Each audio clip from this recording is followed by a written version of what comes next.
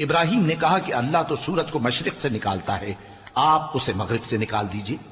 یہ سن کر وہ کافر ہکا بکا رہ گیا، اور اللہ بے انصافوں کو ہدایت نہیں دیا کرتا۔ یا اسی طرح اس شخص کو نہیں دیکھا جس کا ایک بستی پر جو اپنی چھتوں پر گری پڑی تھی گزر ہوا، تو اس نے کہا کہ اللہ اس کے باشندوں کو مرنے کے بعد کیوں کر زندہ کرے گا؟ تو اللہ نے اس کی روح قبض کر لی اور 100 برس تک اس کو مردہ رکھا، پھر اس کو جلا اٹھایا اور پوچھا تم کتنا عرصہ مرے پڑے رہے ہو؟ اس نے جواب دیا کہ 1 دن یا اس سے بھی کم۔